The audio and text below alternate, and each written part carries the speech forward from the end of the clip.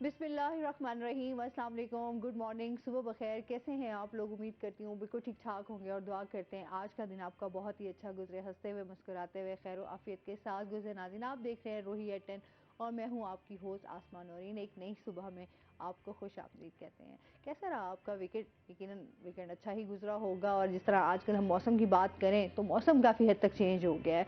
यानी हम कह सकते हैं कि सर्दियाँ आ चुकी हैं, विंटर्स को हम वेलकम कर चुके हैं। लेकिन उसके साथ साथ आप देखेंगे मौसम में जैसे स्मोक में आप देखें कितना तेज़ी से इजाफा हो रहा है। इसमें आपने अपना बहुत ज़्यादा ख्याल रखना है क्योंकि इसमें वायरल डिजीज़ भी हैं, सांस लेने की वजह से भी बहुत मुश्किलात हो रही हैं।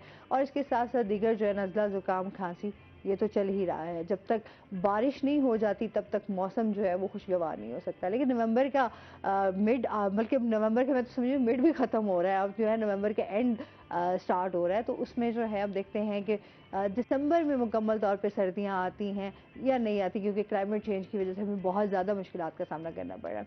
लेकिन बहरहाल ज़िंदगी में चैलेंजेस आते हैं, ये सूरत हाल चलती रहेगी। अपना आपने बहुत ज़्यादा ख्याल रखना है। इसी के साथ जो है अपने प्रोग्राम का सिलसिला आगे बढ़ाएंगे। आज हमारे साथ जो गेस्ट मौजूद हैं वो हैं जो हमारी रूही की रिपोर्टर सुहीरा तारिक। अस्सलाम वालेकुम। वालेकुम सलाम। कैसी हैं आप सुहीरा? ठीक, आप कैसी ठीक हैं? ठाक हैं। बिल्कुल। वेलकम करते हैं अपने शो में थैंक आपको। यू आसमा। अच्छा, और वेलकम करते हैं हम अपने नए ऑफिस में। हाँ। ये तो हम बताना ही भूल गई थी, हमारा ऑफिस जो है वो शिफ्ट हुआ है।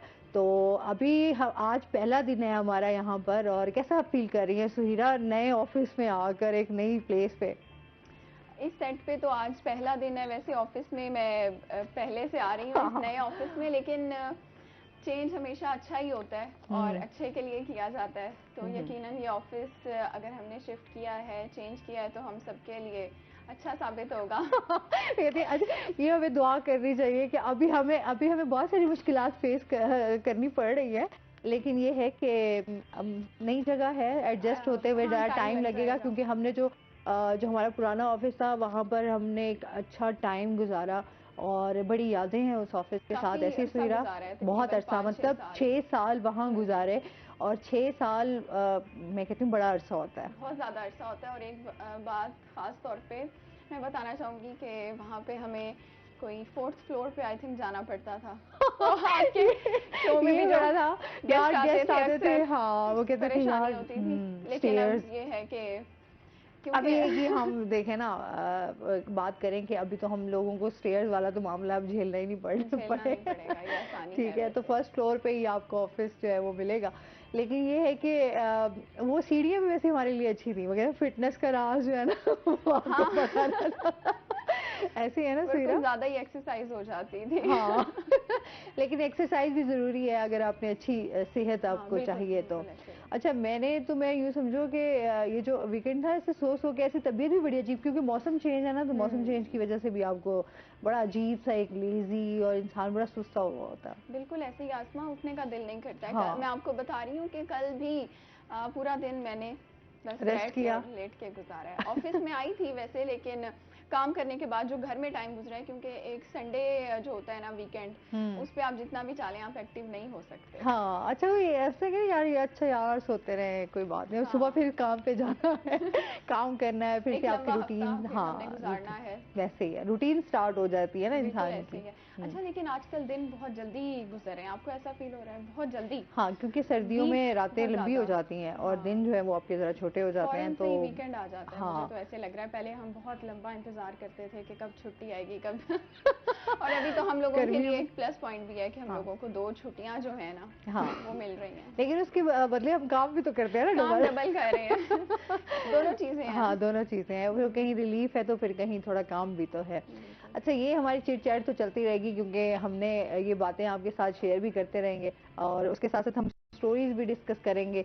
सुहीरा, इस दौरान हम जान लेते हैं कि जिस तरह आप कवरेज कर रही थी, क्योंकि एजुकेशन की बीट भी आपके उसमें है, आप उसमें शामिल करती हैं। क्या देखनी है, क्या एक्टिविटीज़ चल रही हैं इस टाइम? एक्टिविटीज़ यही चल रही हैं कि पढ़ाई ज़ोरों शोर से जारी है। पहले तो हमने देखा है स्मोक की वजह से काफ़ी ज़्यादा दिक्कत रही है। पिछला पूरा महीना तकरीबन इतनी ज़्यादा स्मोक थी कि स्टूडेंट्स के लिए स्कूल्स कॉलेजेस जाना जो है वो एक खतरा बन चुका था। और फिर पंजाब भर में तो 2 छुट्टियां कर दी गई स्कूल्स को, और फिर उसके बाद खासतौर पर जिन बच्चों को ज़्यादा इशू हो रहा था उनको भी अलाउ कर दिया गया छुट्टी के लिए, जिसकी वजह से पढ़ाई अच्छी खासी मुतासिर हुई है। हम लोग भी इसी तरह से आसमा कवरेज करते रहे हैं कि बीच में पंजाब गवर्नमेंट ने ये हुक्म जारी किया था कि जितने भी बच्चे हैं वो एक तो मास्क का इस्तेमाल करेंगे, चाहे क्लासरूम्स में बैठे हैं चाहे स्कूल्स में आ रहे हैं। अच्छा, फिर उसकी वजह से हो क्या रहा था कि बाहर सारी स्मोग है और अंदर बच्चे क्लासरूम्स में जो है वो मास्क लगा के बैठे हुए हैं। कई सारे बच्चे जो हैं उन्होंने स्कूल आना छोड़ दिया था, छुट्टियां करने लग गए थे। टीचर्स भी इस वजह से काफ़ी ज़्यादा परेशान थे। तो पढ़ाई का अच्छा खासा जो है वो हर्ज हुआ है जो देखने में आया है।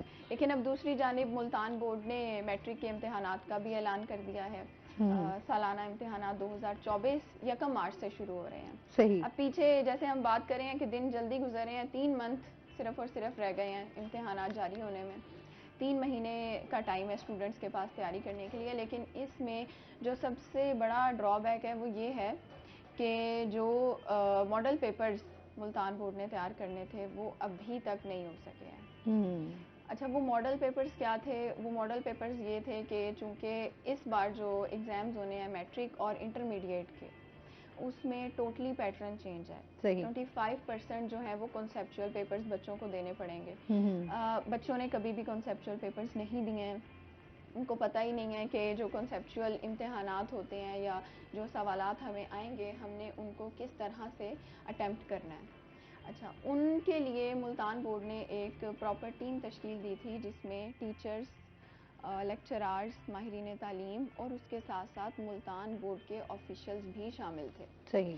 लेकिन वो टीम तो बना दी गई। उस टीम का काम ये था कि मॉडल पेपर्स जो हैं वो तैयार करें, लेकिन वो मॉडल पेपर्स अभी तक तैयार नहीं हो सके हैं। सही। आप हालात देखें।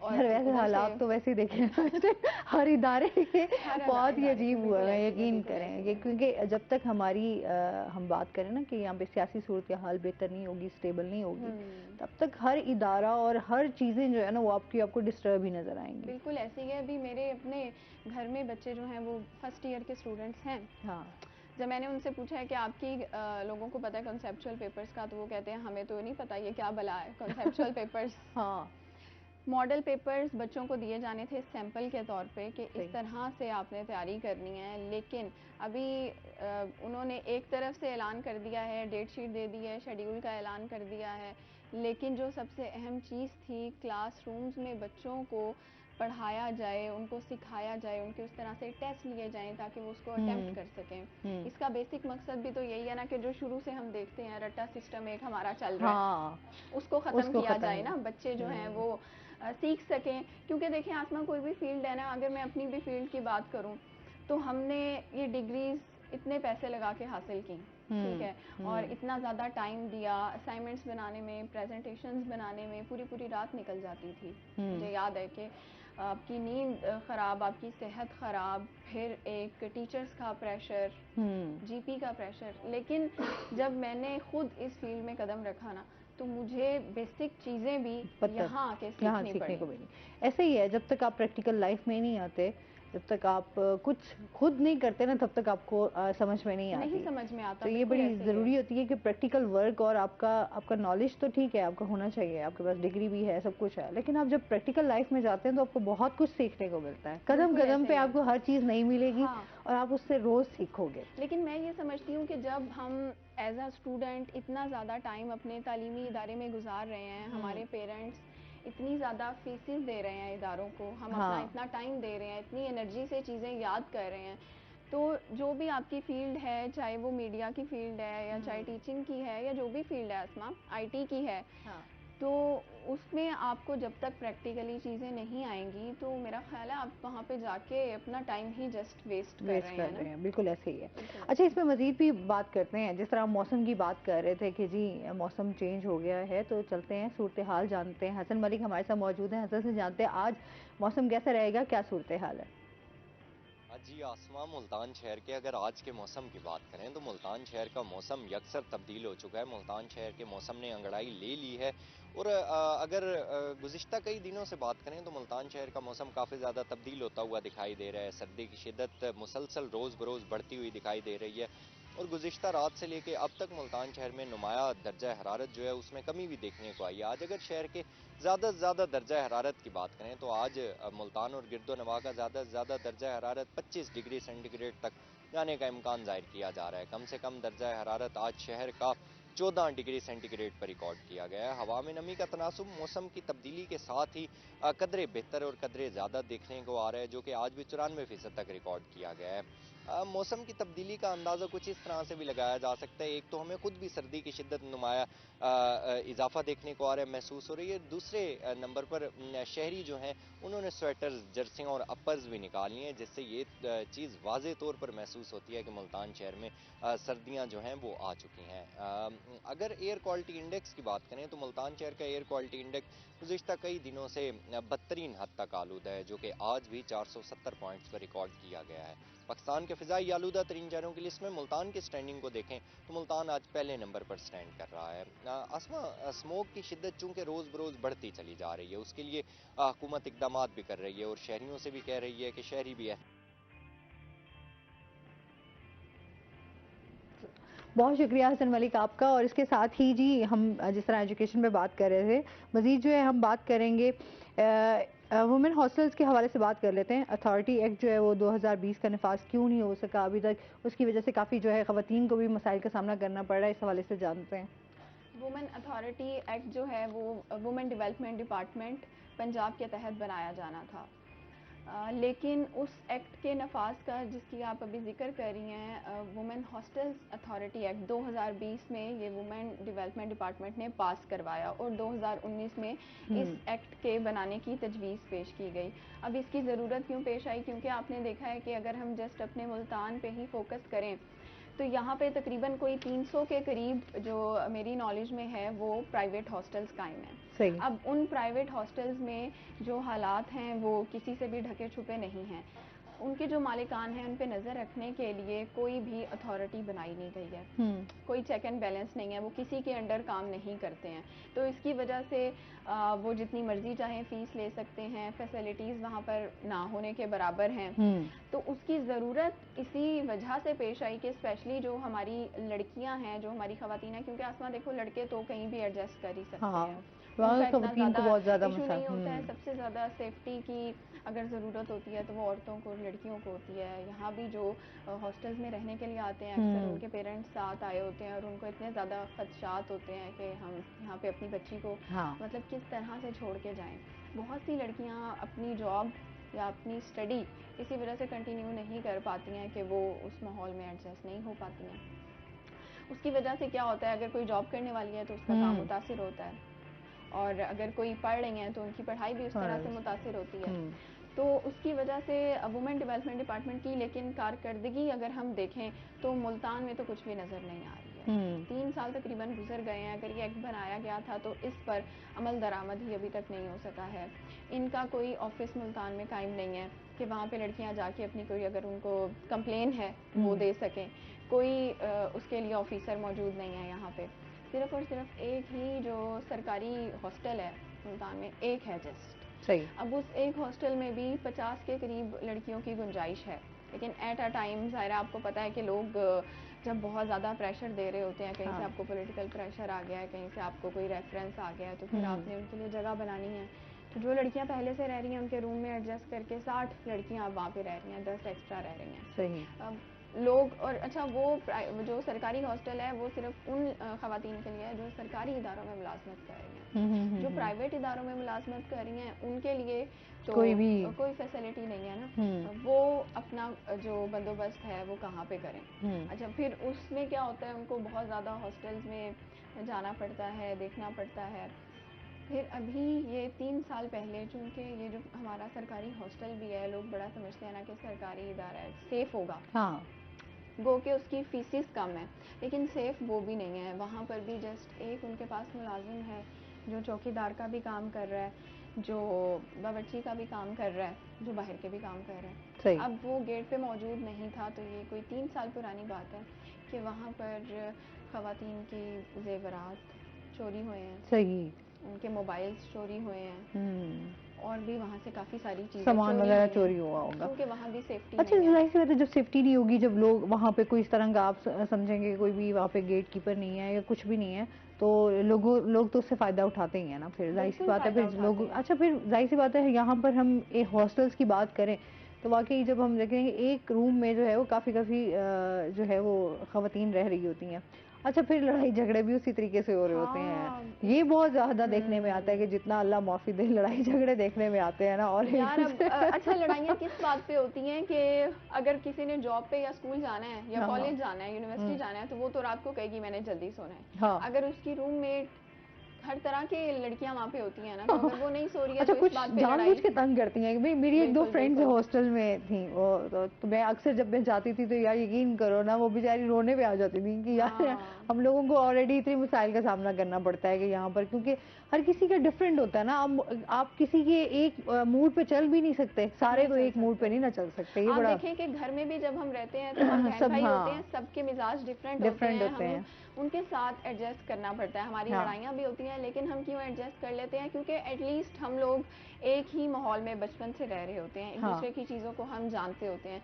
लेकिन एक हॉस्टल जहाँ पे तरह तरह की फैमिली से, बैकग्राउंड से लड़कियाँ आई हुई हैं, तो वहाँ पे आसमा बहुत सी इखलाकी और समाजी बुराइयां जो है ना, मैं समझती हूँ बहुत ज़्यादा जन्म लेने लग गई। और जिस तरह आजकल का माहौल चल रहा है, यकीन करें, और जिस तरह तालीमी इदारों, इवन के हमारे तालीमी इदारे भी इससे बड़े मुतासिर हुए हैं, बहुत ज़्यादा, क्योंकि हम लोग जो चीज़ देख रहे हैं, हमारे बच्चे जिस तरह मंशात में इन्वॉल्व हो रहे हैं, अच्छा हॉस्टलाइज में आप देख लें, यहाँ तक कि ये कि बच्चियाँ भी अगवा हो रही हैं और बच्चियों की जो है कत्ल के वाक़यात भी सामने आ रहे हैं। अच्छा कुछ चीज़ें होती हैं जो आपके सामने आ जाती हैं, क्योंकि ज़ाहिर सी बात है जिस हॉस्टल में रह रही होती हैं वो अपना नाम कभी भी ख़राब नहीं करना चाहते कि ज़ाहिर सी बात है कि उनका अपना है। तो बहुत सारे लोग इस तरह हैं कि जो चीज़ें, जो हमारे यहाँ एक सिस्टम है करप्शन का, वो कभी ख़त्म नहीं हो सकता। लोग बहुत ऐसे फिर ऐसे हरबे इस्तेमाल करते हैं जिससे वो कहीं ना कहीं से अपने आप को बचाने के तरीके ढूंढ लेते हैं। बिल्कुल बिल्कुल ऐसे ही है। अब अभी जैसे हम बात कर रहे थे अखलाकी बुराइयों की, उसमें ड्रग्स एक आपने मुझे बता दिया कि ड्रग्स वाकई ही बहुत ज़्यादा और अगर आप इसकी प्रॉपर रिसर्च करें ना, तो आप देखेंगे कि अच्छे घरानों के लड़के और लड़कियां शामिल हैं इन्वॉल्व हैं, या तो हॉस्टलाइज हैं या जो सुबह घर से निकलते हैं और रात तक उनका कोई अता पता नहीं होता, उनके ऊपर कोई चेक एंड बैलेंस भी नहीं है, चेक एंड बैलेंस नहीं होता, तो वो बच्चे फिर मैं समझती हूँ उसमें जस्ट बच्चों का भी कसूर नहीं होता है, पेरेंट्स का भी बहुत ज़्यादा कसूर होता है उसमें, कि अगर वो अपने बच्चे को आज़ाद छोड़ रहे हैं, इस कदर आज़ाद छोड़ रहे हैं कि अब क्योंकि बच्चा जो होता है ना, चाहे वो कितना भी बड़ा हो जाए, उसको हर वक्त अटेंशन चाहिए अपने वालिदैन की, हर वक्त अटेंशन चाहिए। लेकिन जब पेरेंट्स उसको ये जताएंगे कि हमारे लिए हमारा काम ज़्यादा अहम है, या उसको बुरा समझेंगे कि अगर बच्चे ने कोई बुराई अडॉप्ट कर ली है तो बच्चे को बुरा समझेंगे, बच्चे को नहीं बल्कि आप बुराई को ख़त्म करें, उसको बुरा समझें। हमारे यहाँ जो सोसाइटी में कल्चर है वो यही बना हुआ है। अब उन ख़वातीन की जो हॉस्टल्स में रहती हैं, देखें आप कोई काउंसलिंग नहीं है वहाँ पे, जो इंचार्ज या सुपरिटेंडेंट वहाँ पे मौजूद होती हैं वो इलिटरेट ख़वातीन को वहाँ पे रखा जाता है, और जस्ट के जो जिन्हें बात करने की भी सेंस नहीं होती है, तो वो ख़वातीन फिर कहाँ जाएं, किसको कंप्लेन करें अगर उनकी कोई चोरी हो रही है, उनके साथ कोई गैर अखलाकी हरकत की जा रही है, क्योंकि वहाँ पे आप देखें जो चौकीदार हैं, जो सफाई करने वाले हैं, वो मर्द मुलाजमीन को रखा जाता है, ये भी मैं समझती हूँ गलत है। अगर फीमेल हॉस्टल है तो वहाँ सारा स्टाफ फीमेल होना चाहिए। अगर कोई जॉब पे जाती है लड़की, उसका तो कोई एक टाइम नहीं है ना ऑफिस से वापस आने का, तो फिर उनको उस चीज़ पे ब्लैकमेल किया जाता है। इस तरह की हमने बहुत सी स्टोरीज देखी हैं। फिर वहाँ से लड़कियाँ जो हैं वो बगावत करके भाग भी जाती हैं, हमने देखा है। इस तरह के बहुत सारे केसेस हैं, ये सामने क्यों नहीं आते हैं? जैसे आपने पहले बात की बदनामी के डर से। अब इन प्राइवेट हॉस्टल को कोई पूछने वाला नहीं है ना। अच्छा जगह जगह तो अब लोगों ने हॉस्टल बना दिया। अच्छा लोगों ने अपने ही घरों को हॉस्टल बना दिया, बिल्कुल ऐसे खुद रेंट पे रह रहे हैं, लेकिन जो उनके अपने घर हैं उनको हॉस्टल पे शिफ्ट कर दिया है। हम अब जब गुलगश्त जाते हैं या मुयसर एरिया में जाते हैं, तो क्योंकि जाहिर सी बात है तमाम तालीमी इदारे भी उधर शिफ्ट हो चुके हैं। अब तो मैं सोचती हूँ जैसे गुलगश्त को एक हब बना दिया गया, आप देखेंगे कि आपको वहाँ पे हर तरह की लड़कियाँ और लड़के जो हैं वो डिफरेंट कल्चर्स के नज़र आ रहे होंगे। वो सारे के सारे हॉस्टलाइज हैं, क्योंकि हमारे तालीमी इदारों में इतनी गुंजाइश नहीं होती है कि सारे बच्चे वहाँ समा सकें, तो उनको फिर बाहर करीबी कोई हॉस्टल्स देखने पड़ते हैं। गुलगश्त इसीलिए हब है कि सारे जो हमारे यूनिवर्सिटीज़ कॉलेजेस हैं वो वहाँ से करीब पड़ते हैं। अच्छा फिर क्योंकि आप यूनिवर्सिटी की जिस तरह हम बात कर रहे थे, जो सरकारी बने हुए हैं हॉस्टल्स, उनमें इतनी जगह भी नहीं है, कि जिसकी वजह से जो है वो तमाम बच्चे वहाँ पर रह देखिए सके। ना, जस्ट एक ही तो हॉस्टल है, इसीलिए तो ये अथॉरिटी बनी थी कि भाई जो प्राइवेट हॉस्टल्स कायम हो रहे हैं, हाँ उनकी कोई रजिस्ट्रेशन हो, उनका हाँ, कोई पता चेक होना एंड चाहिए, बैलेंस चेक हो। एंड बैलेंस हो, बिल्कुल ऐसे ही है। उनका जितना दिल करता है वो फीसें लेते हैं, वहाँ पे कोई फैसिलिटीज नहीं होती हैं, ठीक है। अच्छा, अब एक एक रूम का 10 10 10 से 12,000 15,000 मेरे ऐसे हमें है इतना रेंट। रेंट हाँ, है। अब पहले मेरे हमें 5,000 लेते थे। बिल्कुल अभी ऐसे ही है। अभी अगर 2 लड़कियां रह रही हैं या 3 लड़कियां रह रही हैं तो उनसे भी इस तरह के 10 से 12,000 इतने 15,000। पैसे देके भी आसमा आपको प्राइवेसी नहीं मिल रही है ना। हाँ, फिर तो कोई फायदा नहीं आप है। अकेले रूम में नहीं रह सकते हैं। आपको अगर आपको कोई बुरा या बुरी रूममेट मिल गई है तो आपको उसको भी बर्दाश्त करना पड़ेगा। मेरी ऐसी बहुत से जानने वालियां थी कि वो जब ऑफिस आती थी तो उनका मूड बहुत ख़राब होता था। मैंने कहा क्या वजह है? यार आज मेरी रूममेट मेरा ड्रेस पहन गई है मुझसे पूछे बगैर। अच्छा।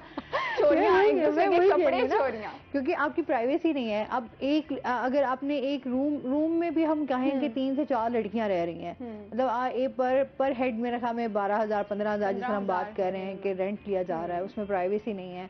अच्छा, उसमें फिर आपको इस तरह है कि आपको अगर कोई मुश्किलात सामने आ रही हैं तो अगर आप उसकी कंप्लेन भी करते हैं तो उसका भी कोई आपको फायदा नहीं कोई होता। फायदा नहीं है। वो अच्छा, कहते हैं आप छोड़ दें हॉस्टल, हाँ, आप फिर वो कहीं और ये कहते चले हैं या जाएं। तो आप फिर लोगों की मजबूरियां होती हैं, जाहिर सी बात है। एक जगह पेरेंट्स जो हैं वो आपको छोड़ कर गए हैं, पता होता है यार, फिर आपको बड़ा मुश्किलात होगी कि अच्छा बिल्कुल आप किसी बिल्कुल और ऐसे ही है। हॉस्टल में जाएंगे, वहाँ क्या आपको जो है मुश्किलात देखनी पड़ेंगी, किस तरह के लोग होंगे।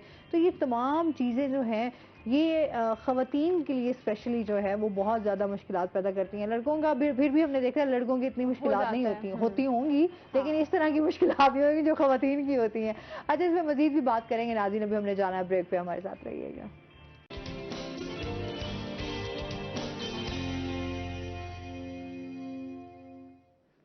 वेलकम बैक नाजरीन, रोही एट 10 में आपको वेलकम कहते हैं। अच्छा जी, सुहीरा और हम बात कर रहे थे एक तो हॉस्टल्स के हवाले से कि किस तरह ख़वातीन जो हैं उनको मसाइल का सामना करना पड़ता है और भी बहुत सारी मुश्किलात होती हैं। इसी के साथ साथ हम ये भी जानेंगे कि ख़वातीन के साथ जो जिनसी इस्तेहसाल के केसेस में भी इजाफा हुआ है, उसके हवाले से भी जानेंगे कि मुतासरा ख़वातीन को जो है वो किस तरह जो है वो मेडिकल मुआयने के हवाले से लेडी डॉक्टर्स जो हैं वो उनको ट्रेनिंग दी जा रही है या नहीं दी जा रही, क्या क्या मसाइल हैं, किस तरह चीज़ों में बेहतरी आ भी रही है या नहीं आ रही, क्या कहेंगी इस बारे में? बिल्कुल भी बेहतरी नहीं आ रही है आसमा, केसेस तो बढ़ रहे हैं। इदारे हमारे पास मौजूद हैं, लेकिन जो सबसे ज़्यादा इशू आता है ख़वातीन को जब एक ख़ातून रेप विक्टिम के तौर पे सामने आती है, तो उसका सबसे पहले मेडिकल जो एग्ज़ामिनेशन होती है वो बहुत ज़्यादा ज़रूरी होती है। हमारे पास ऐसे बहुत से केसेस मौजूद हैं जिसमें मेडिकल या तो चेंज कर दिया गया या उसमें कोई कोताही रह गई, तो सारे सबूत मिट जाते हैं और फिर उस खातून को इंसाफ नहीं मिल पाता है। ये इतना ज़्यादा एक सेंसिटिव इशू है कि एक खातून या लड़की जो पहले ही इतनी तकलीफ से गुजरी है और उसके बाद उसको दर दर की ठोकरें खानी पड़ती हैं अपना मेडिकल करवाने के लिए, उससे गलत गलत सवालात किए जाते हैं।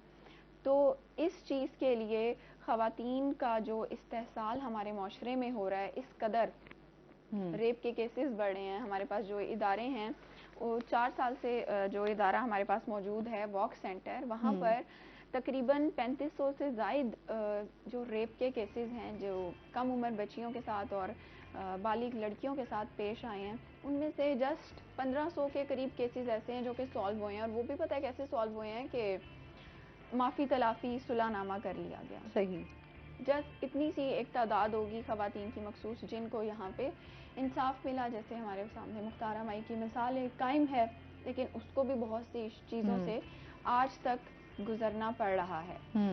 अच्छा, इसमें क्या होता है कि जो हमारे पास लेडी डॉक्टर्स होती हैं, स्पेशली जो केसेस ऐसे इलाकों में पेश आते हैं जहाँ पर THQ DHQ हॉस्पिटल्स कायम होते हैं, ख़वातीन को इंफॉर्मेशन नहीं होती है, पता नहीं होता है कि हमने किस तरह से सबूत मिटने से पहले पहले अपना मुआयना करवाना है, मेडिकल एग्जामिनेशन करवानी है। हमारे पास जो लेडी डॉक्टर्स हैं ज़ाहिरा वो भी ख़वातीन होती हैं, तो वो भी उस चीज़ को उस तरह से टेकअप नहीं कर पाती हैं। इसीलिए पंजाब हुकूमत ने ये एक इनिशिएटिव लिया है कि उन तमाम लेडी डॉक्टर्स को ट्रेन किया जाएगा। उनकी ठीक है। कैपेसिटी बिल्डिंग की जाएगी हम्म। कि रेप विक्टिम्स के साथ किस तरह से सलूक करना है, किस तरह तरजीही बुनियादों पर आपने उनका मेडिकल करना है, हम्म। उनसे किस तरह से बात करनी है या किस तरह से डील करना है। देखें ये कितनी बेसिक चीज़ें हैं हाँ, जो क्योंकि कि ऑलरेडी लैक एक कर रही हैं। जिसका रेप हुआ है वो एक ट्रॉमा में है। ट्रॉमा में है। ठीक है, और उसके साथ उसको कितनी वो पेन में होगी, साइकोलॉजिकल इश्यूज आपके डिफरेंट होते हैं, मतलब हम शायद उसकी पेन का उस तरीके से अंदाज़ा भी नहीं लगा सकते ना, बिल्कुल क्योंकि वो ऐसे ही किस है। दर्द से तकलीफ से गुजरी होगी। अच्छा, हमारे यहाँ फिर ये हमारे जो रवैये हैं ना स्पेशली, इनको हमें ठीक करने की बहुत ज़्यादा ज़रूरत है। अच्छा, स्पेशली डॉक्टर्स की भी मैं बात करूँगी कि उनके रवैये जितने तल्ख होते हैं ना पेशेंट को लेकर, वो अजीब से ही बिहेव होते हैं कि एक बंदा ऑलरेडी बीमार है या किसी ट्रॉमा से गुजर रहा है, तो उसको बजाय कि आप अपने इखलाक से, आप अपने जिस तरह उसको पेशेंट को डील किया जाता है उस तरह से डील ना करने की वजह से भी जो है इंसान को ज़्यादा प्रॉब्लम जो है वो ज़्यादा फेस करनी पड़ती है। बिल्कुल आसमा, ऐसे ही आप ठीक कह रही हैं।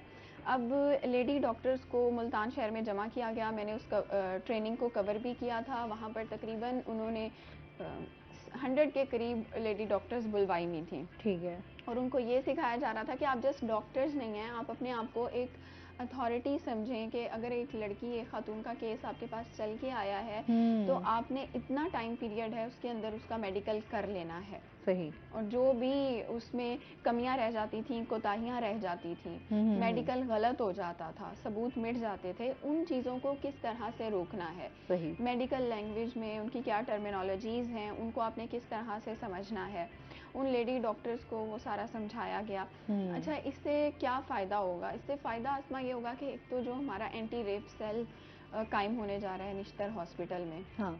ठीक है, इस हवाले से हमारे जो हेल्थ रिपोर्टर्स हैं वो भी कवरेज करते रहते हैं। बिलाल न्याजी, उनसे भी मेरी इस पे काफ़ी ज़्यादा डिस्कशन हुई, क्योंकि मैंने ख़ुद भी काफ़ी इस तरह के केसेस की कवरेज की है। सही। तो मेरा ख़ुद भी इसमें इंटरेस्ट है कि एक खातून जो इस कदर तकलीफ़ में है, उसको निश्तर में वार्ड्स में घूमना पड़ रहा है बार बार कि जाएं जी मेडिकल करवा के आएँ, उसको नहीं पता उसने कहाँ जाना है। एक डॉक्टर दूसरे डॉक्टर के पास भेज रहा है, अगले दिन आए, अगले दिन आए, तो वो तो काम ख़त्म है ना, उसके सबूत भी ख़त्म, उसके शवाहिद भी ख़त्म।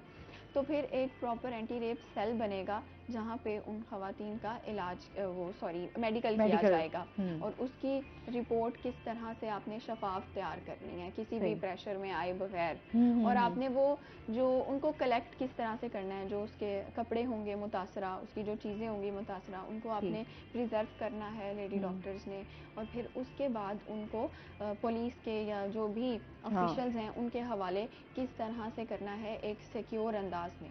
ठीक है, क्योंकि जो ज़ाहिर मुल्ज़िमान होते हैं उनकी पूरी कोशिश होती है कि सबूत मिटा दिए जाएं और हाँ। कुछ इस तरह की चीज़ें ना मिलें जिससे कि साबित हो कि जब, क्योंकि सबसे बड़ी, मेरा ख्याल है सबसे बड़ी अहम चीज़ ही रेप केसेस में ये होती है, मेडिकल। हाँ। अभी आसमा, हमारे पास एक पिछले हफ्ते की बात है, एक लड़की आई हुई थी, उसका ताल्लुक था हारूनाबाद से, मेरा ख्याल है रहीम यार खान के करीब है वो कोई इलाका। तो उस के पेरेंट्स ने उसको, एक तो उसकी वालदा ने दूसरी शादी कर ली हुई थी उसके बचपन में ही, वो अपने मामू के पास रहती थी। सही। ठीक है, बिल्कुल यंग लड़की, 22-23 साल की। अब उसने एक बंदे को पसंद किया मुल्तान में, उसने उससे शादी की, पहले उनका रिलेशन रहा अच्छा खासा। सही। उसने उसको बहुत ज़्यादा एक्सप्लॉइट किया लड़की को। उसके बाद वो खातून को उसने शादी करके अपने घर ले आता है लड़का। ठीक है। ठीक है, और उसके बाद वो उसको डाइवोर्स दे देता है। डाइवोर्स दे के वो अपनी ड्यूटी पे चला जाता है, घर में डाइवोर्स के पेपर्स छोड़ के। ठीक है, और उस लड़की को महीने बाद पता चलता है कि मुझे तो वो तलाक दे के जा चुका है। अच्छा।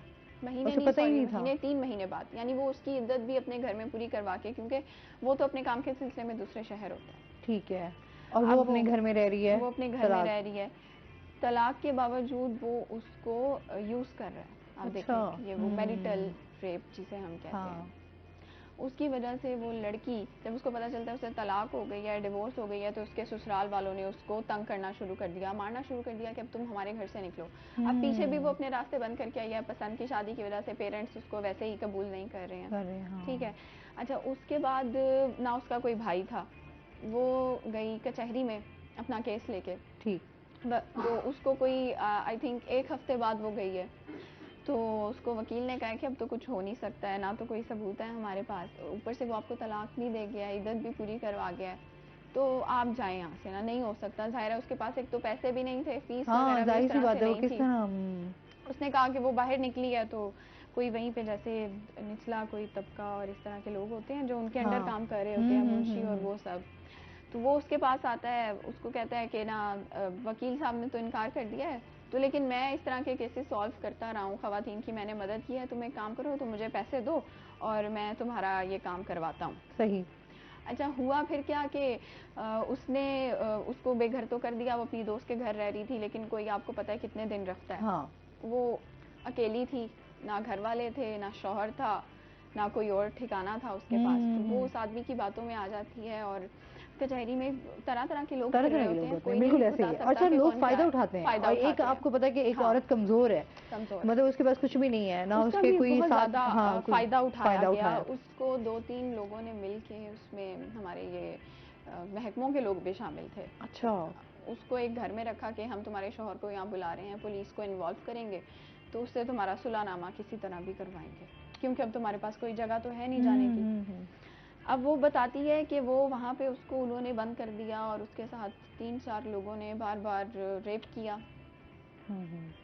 किसी तरह वो बताती है कि वहाँ से भागी है, उसने बाहर जाके 15 पे कॉल की है। जब पुलिस आई है तो उसका ना तो वो बताती है कि मेडिकल कोई मेरा करवा रहा था। अच्छा। मुल्जिमान ज़ाहिर है बास कर मुल्जिमान। तो वो फिर अपनी दोस्त के घर गई है, तो वो कहती है कि मैंने 2 दिन बाद जाके अपना मेडिकल करवाया, लेकिन उसमें डॉक्टर्स ने भी ताउन नहीं किया। मैंने कहा आपने खुद किस तरह से मेडिकल करवाया, वो तो अलाउ नहीं होता है ना कि पुलिस इन्वॉल्व होती है, महकमे इन्वॉल्व होते हैं, आपका केस होता है, फिर आपका नहीं, मैंने पैसे दे के मेडिकल करवाया है। अच्छा। भाई आपने किस तरह, और वो मेडिकल किस तरह से हुआ होगा, वो किसको रिपोर्ट गई होगी। तो वो बताती है कि तो कि कोई मेरा केस लेने को तैयार नहीं है, ना पुलिस मेरी मदद कर रही है, और जी अब मैं क्या करूँगी। तो मैंने कहा आप क्या करेंगी, आप अपने घर जाएं।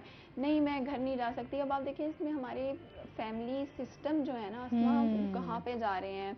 अब यही अगर कोई एंटी रेप सेल मौजूद होता उस टाइम पे, हाँ, उसको पता होता पता मैंने यहाँ होता। पे जाके अपना अच्छा, मेडिकल हाँ, करवाना है। क्योंकि जिस तरह अभी आपने बताया कि इतनी तमाम चीज़ें, क्योंकि आजकल जिस तरह हम देखते हैं कि हमारा मुआशरा जिस तरह बेरारवी का शिकार हुआ है, और यहाँ पर लोग जिस तरह एक औरत का फ़ायदा उठाते हैं, हम बात करते हैं कि यहाँ पे हरासमेंट के केसेस हैं। आपको लोग, जब आप एक औरत घर से बाहर निकलती है तो हम खुद भी जब बाहर निकलते हैं यार, हम खुद वर्किंग वुमेन हैं, तो हम लोग जब बाहर निकलते हैं तो कितनी नज़रों का सामना करना पड़ता है, कितनी मुश्किलात फेस करनी पड़ती हैं आपको, लेकिन उसके लिए बड़ी हिम्मत चाहिए होती है, बहुत ज़्यादा हिम्मत। अभी मैं बाहर, हालांकि मैं फील्ड का काम करती हूँ, हाँ। रोज मैं घर से बाहर आती हूँ, कितने साल हो गए, स्कूल, कॉलेज, यूनिवर्सिटी, फिर ऑफिस। आज भी अगर मैं किसी ऐसी जगह पे, ये नहीं है कि किसी गली में चल रही हूँ, कहीं किसी अच्छी जगह पे भी चल रही हूँ ना, तो मुझे खौफ होगा कि पीछे से कोई गाड़ी या कोई बाइक आ जाए तो जान निकल जाती है। ऐसे ही ऐसे, क्योंकि हम एक खौफ रहता है ना। तो हम कहाँ जा रहे हैं। आज भी हम इस माशरे में जिस तरह चल रहे हैं, तो हम अपने आप को एक औरत जो है वो सिक्योर नहीं फील करती। हम रात को, मेरे ख्याल में तकरीबन कोई 7 से 8 बजे के बाद हम अकेले रोड पे नहीं चल सकते। कितना हमारे यहाँ ये अलमिया है कि यहाँ पर औरत ही महफूज नहीं है यहाँ पर। तो इस पर मजीद भी हम बात करेंगे। नाज़रीन, अभी हमने जाना है ब्रेक पे, हमारे साथ रहिएगा।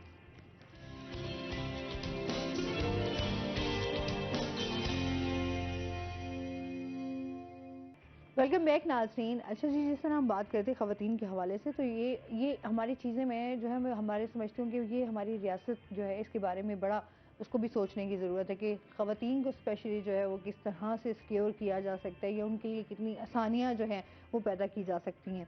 अच्छा, इसके साथ साथ हम बात करेंगे मुल्तान की लाइब्रेरियाँ जो हैं वो भी बदहाल हैं। अदब का हमेशा हम बात करते हैं अदब की, अदब से भी तो हम बहुत दूर होते जा रहे हैं। हम हमेशा कोशिश करते हैं कि अदब को फ़रोग़ दिया जाए। जो हमारी तरबियत है, जो हमारे बच्चों में स्पेशली अब तरबियत का फुक़दान नज़र आता है, उसको कहीं बेहतर किया जा सकता है। उसमें या हम पेरेंट्स भी, और उसके साथ साथ जो है हमारे तालीमी इदारे भी, ये तमाम चीज़ें, और जिस तरह अब नौजवान हैं हमारे, उनका इंटरेस्ट भी, क्योंकि सोशल मीडिया की वजह से हमारी बहुत सारी जो हैं वो चीज़ें चेंज भी हुई हैं। इस पर बात करेंगे, लेकिन नाज़रीन चलते हैं अपने सेगमेंट की तरफ, आज के भाव।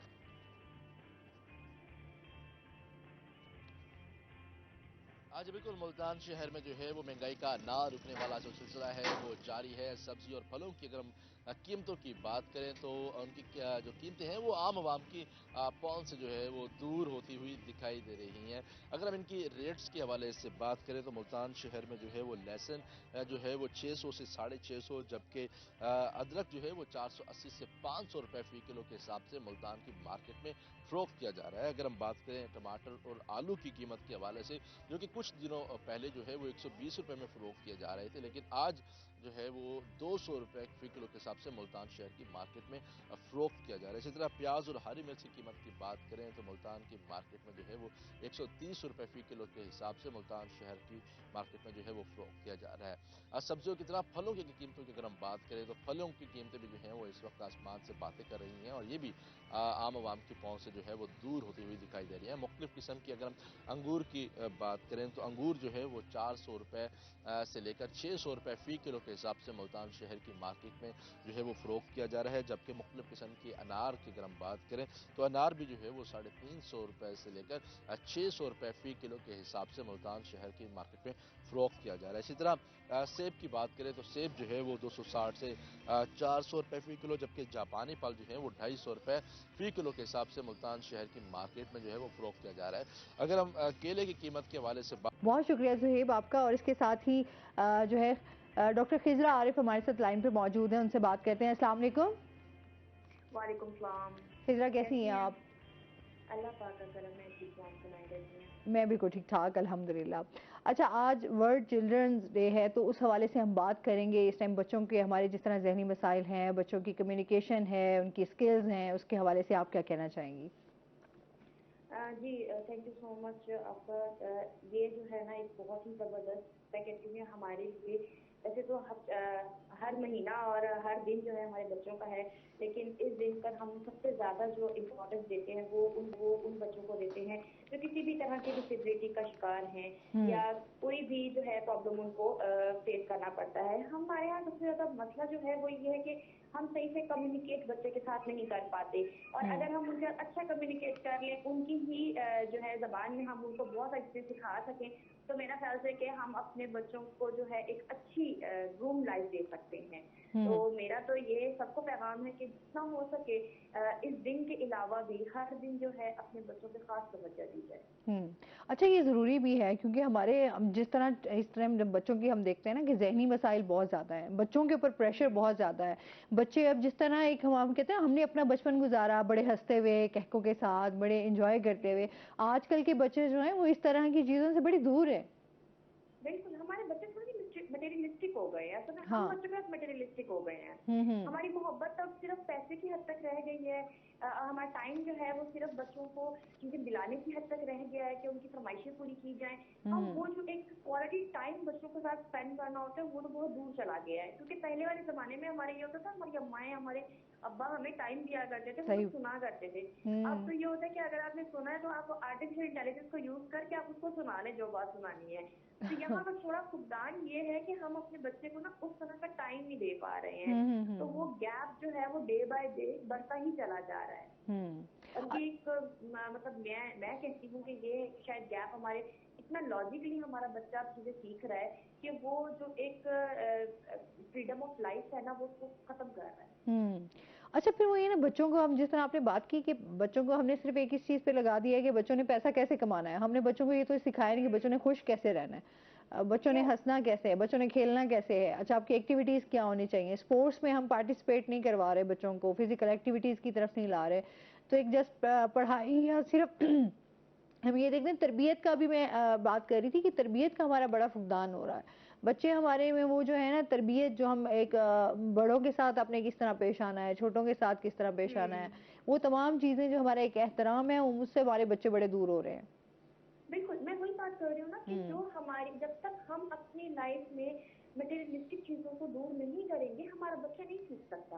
हम इतने ज्यादा मटेरियलिस्टिक हो चुके हैं कि हमें सिर्फ ये लगता है कि बच्चे ने अगर हमसे कोई बात करनी है तो उससे पैसे मांगने हैं, अगर उसने हमसे कुछ कहना है तो उससे कोई छुट्टी चाहिए या उसने कोई बहाना करना है, तो वो जो एक रियलिटी कॉन्सेप्ट है वो हमारे बच्चे का छुप गया है।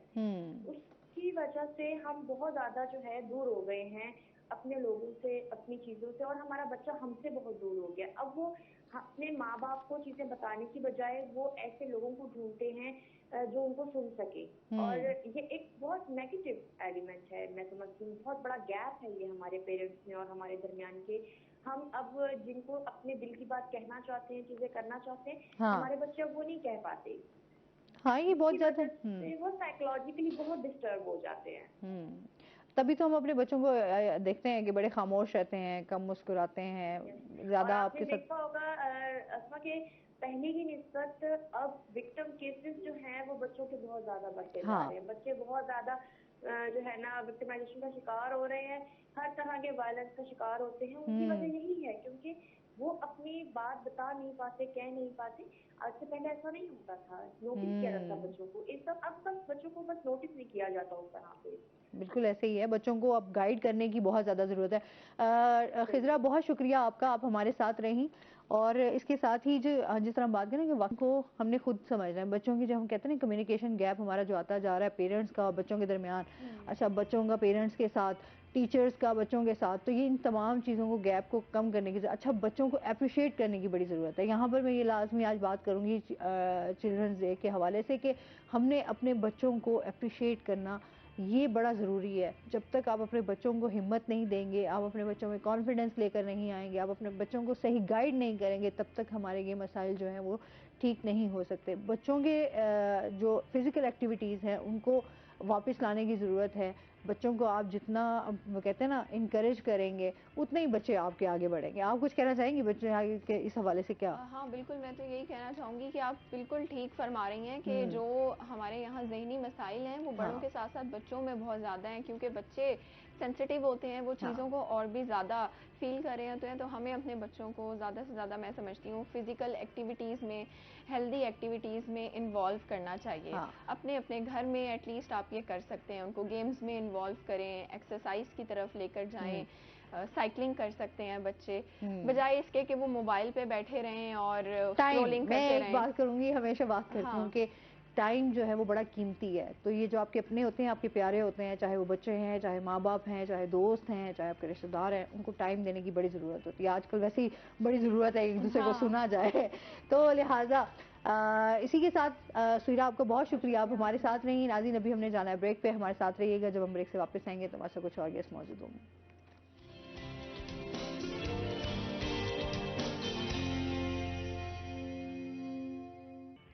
वेलकम बैक नाजरीन, रोही एट 10 में आपको एक बार फिर से खुश आमदीद कहते हैं। और इसके साथ ही हमारे साथ गेस्ट भी मौजूद हैं, उनका तारुफ करवा देती हूँ। फारूक बलोच साहब हमारे साथ मौजूद हैं, जो कि शायर भी हैं, जर्नलिस्ट भी हैं। अस्सलाम वालेकुम, कैसे हैं आप? ठीक ठाक हैं? वेलकम कहते हैं अपने शो में आपको। अच्छा जी, इसके साथ ही फारूक साहब से इनकी जानेंगे, इनकी जर्नी के हवाले से, इनकी शायरी भी साथ साथ सुनेंगे। तो सबसे पहले तो आपकी शायरी के हवाले से बात कर लेते हैं ना, कि कैसे ये आगाज़ किया और ये सफ़र कैसा रहा आपका? जी, पहले तो मैं शुक्रिया अदा करता हूँ रोही टीवी का। तो मेरे वालिद मोहतरम फैज़ बलोच 14 किताबों के मुसन्निफ़ हैं, सराइकी शायर हैं, अफसाना निगार हैं। तो वालिद साहब घराने के मतलब हिसाब से मुझे शौक़ हुआ और 2015 से शायरी का आगाज़ किया। तो सराइकी शायरी में ज़्यादा दिलचस्पी है क्योंकि मादरी ज़बान हमारी सराइकी है, तो शायरी भी मेरी सराइकी आपको मुलाहिज़ा फरमानी पड़ेगी। सही। चलें, सराइकी तो वैसे ही हमारी यहाँ पर देखें ना, जनूबी पंजाब में वैसे ही सराइकी को बहुत पसंद भी किया जाता है। वैसे भी अब ओवरऑल सराइकी ज़बान को जो है वो बहुत ज़्यादा लोग पसंद भी करते हैं। एक तो मीठी ज़ुबान है, फिर चाहे इसमें चाहे गीत हो, चाहे शायरी हो, तो वैसे ही अपनी एक मिठास रखती है। बिल्कुल सही है। तो अच्छा, आपके वालिद साहब से आपको ये चीज़ मिली? और जी, वालिद साहब। ठीक है। तो घराना असल में इस तरह के, जब हम अदब की बात करते हैं, शायरी की बात करते हैं, तो वो तभी होता है जब आपके घर का माहौल ऐसा हो। जी बिल्कुल ऐसे ही। ठीक हो गया। अच्छा, तो आपके फिर उस्ताद भी आपके वालिद साहब ही रहे होंगे?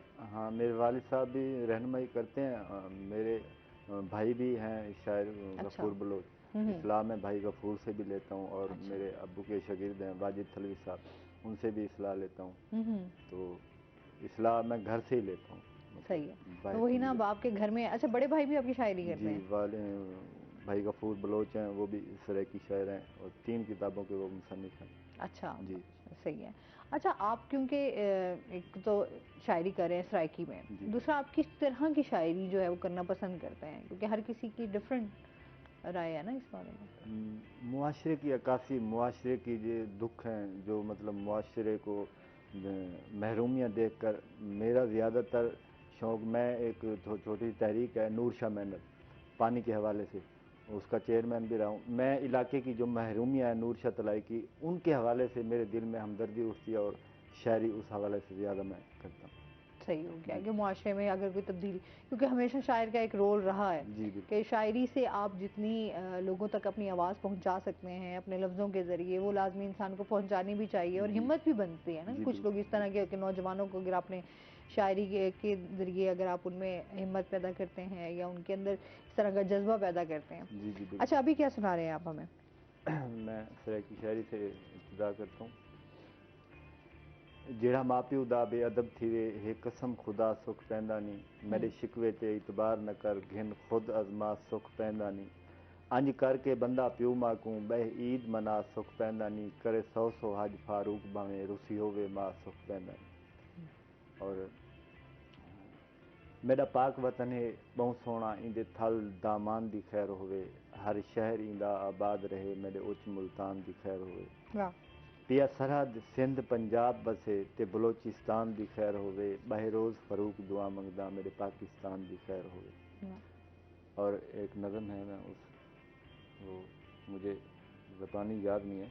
अच्छा, तो वो जी जी, एक कते के साथ आगाज़ कर रहा हूँ। कहीं को दिल दा हाल ना देसा, ना कहीं को हमराज बने सा, मत दे गए हैं यार प्यारे, कल्हे वक्त फरूक निभेसा। और एक नज़म है बनाम पाकिस्तान, पैगाम है, मेरे दिल दे साबरमान सोना सोना पाकिस्तान, भोई तेरे दे वासी सारे थी गए हैं हबलासी सारे, मलिक खान मिरासी सारे, रांधन रोज़ उदासी सारे, करके अपना खुद नुकसान, सोना सोना पाकिस्तान। शुक्रिया। देख ही ना दे कम हैं गंदे, एक दूजे दे मंगदन मंदे, फांसी दे खुद चाढ़न फंदे, तोड़े कलमा गोहें बंदे, छोड़ देते ने पाक कुरान, सोना सोना पाकिस्तान। वाह, शुक्रिया। सही। वैन अपने पाकिस्तान के नाम आपने ज़्यादा, हाँ अभी अधूरी रहती है। वैन दिन अपने आप को गाली, नफरत दी भा पहन बाली, भुख्तू करके खीसे खाली, थींदन गैरें कोल सवाली, अपनी आप विचेंदन शान, सोना सोना पाकिस्तान। लोग इसारे गम को छोड़न, दुखते दर्द अलम को छोड़न, गंदी रीत रसम को छोड़न, बण मजदूर निकम को छोड़न, मेहनत दे विच मारन जान, सोना सोना पाकिस्तान। लिखी हिम फारूक कहानी, कीती नहीं कि गलत बयानी, सुन के जागे कौम नदानी, तासर वीसू पाकिस्तानी, अपना रखो आप ध्यान, सोना सोना पाकिस्तान। वाह, अच्छा जी। अच्छा, ये बताएं कि ज़ाहिर सी बात है कि इस तरह की जिस तरह अदबी जो है ना महफिलें सजती थी, मुशायरे होते थे, अभी भी बहुत हो रहे हैं लेकिन बहुत कम उस पर चल रहे हैं, तो बहुत बड़े बड़े शायर भी उसमें पार्टिसिपेट करते थे। अभी जितने हमारे बड़े बड़े शायर हैं वो बड़े लिमिटेड हो गए हैं। अच्छा, अभी जो दूसरे शोरा हैं वो बस अपने उस पर अपने बलबूते पे कहीं पे कर रहे होते हैं, कहीं पे बस वो ज़्यादा या तो लिखना छोड़ जाते हैं या फिर पढ़ना छोड़ जाते हैं। क्या कहेंगे इस बारे में? असल में शायर हमेशा ही, जो नामवर शायर होता है वो गरीब तबके से पैदा होता है। वो जो घरेलू मसाइल होते हैं, बड़े बड़े शायर आप देख लें, जो घरेलू मतलब हालात होते हैं, उस हवाले से वो आगे नहीं जा सकता। तो मैं आपके रोही टीवी के तवासुत से एक पैगाम भी अपने तहसील लेवल पर पहुंचाना चाहूँगा। हमारी तहसील अब तो ज़िला बन चुका है कोट अद्दू, तो अदबी मतलब माहौल हमें नहीं मिलता। मेरी गुजारिश है रोही की टीवी के हवाले से कि ज़िला कोट अद्दू अब बन चुका है, ज़िला कोट अद्दू में कोई अदबी माहौल, कोई अदबी तकरीबात हमें मुहैया नहीं की जाती सरकारी बेस पे। तो जब एक शायर अपने दिल की आवाज़ हुकाम आला तक किसी प्लेटफार्म से नहीं पहुंचा सकेगा, तो फिर साफ ज़ाहिर है वो मायूस होकर वो शायरी की हद तक, घर तक शायरी करता रहेगा, वो आगे मतलब नहीं बढ़ सकेगा। तो जी जी। तो अच्छा, आप क्या समझ रहे हैं वैसे एक शायर को किन मुश्किलात का ज़्यादा सामना करना पड़ रहा है आज के इन तमाम दौर जदीद में भी, तमाम हालात को देखते हुए? मैं पहले बात कर चुका हूँ, जो महंगाई की सूरत हाल है, मुशायरे गरीब बंदा वैसे अटेंड नहीं कर सकता, क्योंकि घर की रोटी पूरी करे या फिर शहरी मुशायरे में जाकर शायरी करे। ये जो हालात चल रहे हैं, इस हालात में बस वो शहरी की हद तक शहरी कर सकता है, मुशायरे अटेंड नहीं कर सकता। हाँ, अगर सरकारी बेस पे उसको सहूलियात फराहम की जाएँ, मुशायरे किए जाएँ, उनको वजीफ़े दिए जाएँ, तो फिर शायद अदब को फ़रोग़ मिलेगा, वरना शहरी घर तक ही रहती है, आगे नहीं पहुंच पाती। अच्छा, आप समझते हैं कोट अद्दू में कोई इस तरह की एक्टिविटीज़ नहीं होती हैं अदब को लेकर? सरकारी बेस पे कोट अद्दू में कोई मतलब बड़ा अवामी मुशायरा या अदीबों के लिए कोई इंतज़ामात नहीं किए। तो पहले मैं गुजारिश कर चुका हूँ रोहित टीवी के वसातिल से, तो हमें कोई ऐसा प्लेटफार्म मुहैया किया जाए कि सराइकी शायर, उर्दू शायर, पंजाबी शायर, जो भी शायर हैं, ज़बान मादरी ज़बान सब प्यारी है, तो हमें सरकारी बेस पे मुशायरे एहतमाम कराने का मौका दिया जाए। फिर अदीब मतलब जो अपना दिल की आवाज़ है, शायरी है, महरूमियाँ ही होती हैं। हाँ, बिल्कुल ऐसे ही है। फिर ज़ाहिर सी बात है कि हम लोग यही देखते हैं ना कि हुकूमत की तरफ से जो है, चाहे आर्टिस्ट हैं, चाहे शायर हैं, अदीब हैं, उनको उस तरीके से जो है अप्रिशिएट किया जाए, उनकी फलाह बहबूद के लिए कुछ एक्टिविटीज़ की जाएँ, ताकि उनमें भी फिर हिम्मत हो, क्योंकि माशरे की जिस तरह पहले भी मैंने बात की कि शायर जो है वो बड़ा अहम रोल प्ले कर रहा होता है। तो हमारे यहाँ ये है कि बदकिस्मती है हमारी कि उस तरीके से हमारी चीज़ों को जो है वो कभी भी अदब को लेकर या हमारी प्रायोरिटीज़ ही नहीं रही कि हमने इन चीज़ों में भी काम करना है। हमारी बज़्म फ़ैज़ बलोच, नूर शतलाई, थल के इलाके में अवामी मुशायरा हम करवाते थे, मगर अब जो सूरत हाल महंगाई की बनी हुई है, अवामी मुशायरा हम करवाते थे। अब हमारे पास वो मतलब ना ही सहूलियात हैं, ना ही कोई मतलब फंडिंग है, हम जेब से नहीं करवा सकते। पहला दौर जो था वो सस्ता था, अब महंगाई के दौर में अब वो मुशायरे भी हम नहीं करवा सकते। ज़ाहिर सी बात है, उस पे भी पूरा ही खर्चा होता है और फिर किसी एक आप किसी एक इंसान पे तो बोझ डाल ही नहीं सकते ना। बिल्कुल, बिल्कुल ऐसे ही ठीक है। अच्छा, अभी हमारे यहाँ ये है कि फेवरेटिज्म भी बहुत होता है। जी बिल्कुल। तो फेवरेटिज्म पे भी बेस पे भी लोग जो है वो चल रहे होते हैं। आपके यहाँ ये किस तरह ये चीज़, क्योंकि हम कहते हैं कि अदब से जब लोग जुड़े हुए होते हैं तो उनके अंदर बड़ा एक ठहराव होता है, बड़ा एक एहतराम होता है। तो ये चीज़ें हम जब देखते हैं तो काफ़ी इसलिए ये चीज़ें बड़ी दूर दिखाई देती हैं। आपका क्या ख्याल है इस बारे में? मैं वही कह चुका हूँ, मेरे वालिद साहब शायर हैं, जो अदब के लोग होते हैं उन्हें घर से तरबियत जो मिलती है, वो तरबियत एक शायर की तरबियत और एक आम शख्स की तरबियत में ज़मीन आसमान का फ़र्क होता है। सही है। अच्छा, अभी क्या सुना रहे हैं?